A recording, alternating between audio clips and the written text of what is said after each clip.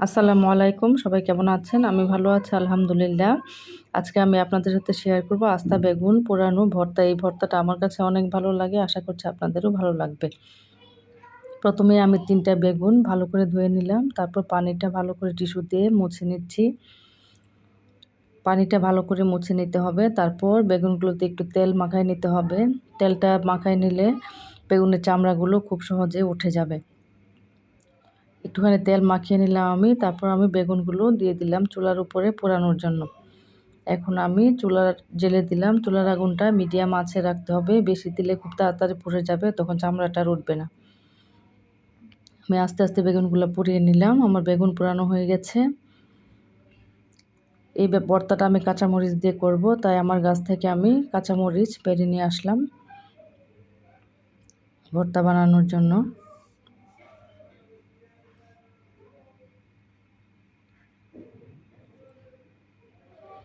আমি কাঁচামরিচ এবং রসুন দিয়ে দিলাম ভাজার জন্য। এদিকে আমি বেগুনগুলো চামড়া উঠিয়ে নিচ্ছি আস্তে আস্তে, সবগুলো বেগুনের চামড়া উঠাই নিব। তেল দেওয়ার জন্য খুব সহজে চামড়াগুলো উঠে যাচ্ছে। তেল না দিলে কিন্তু এত সহজে চামড়াটা উঠবে না।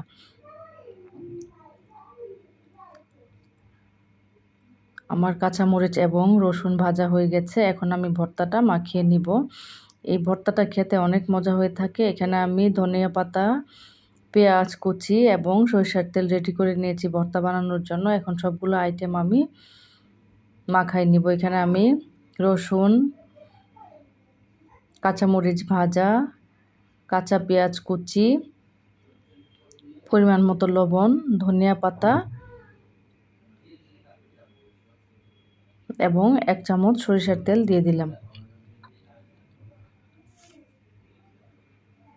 এখন আমি সবগুলো আইটেম একদম ভালো করে মাখাই নিব।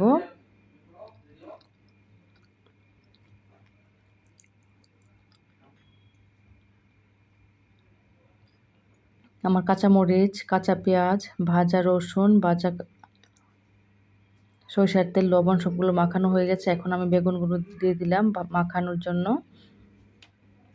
সবগুলো আইটেম একদম ভালো করে মাখিয়ে নিতে হবে। আমার মাখানো হয়ে গেছে। এবার আমি একটা বাটিতে নিয়ে নিলাম। ভর্তাটা দেখতে যেরকম সুন্দর হয়ে থাকে, খেতে অনেক মজা হয়ে থাকে। এই ভর্তাটা আমি মাঝে মাঝেই করে থাকি। ভর্তাটা অনেক মজার একটা ভর্তা, বিশেষ করে কাঁচামরিচ ভেজে দেওয়ার জন্য ভর্তাটা আরও ভালো লাগে খেতে। আশা করব আপনারা একবার ট্রাই করবেন ভর্তাটা। অনেক মজার একটা ভর্তা। সবাই ভালো থাকবেন। আসসালামু আলাইকুম।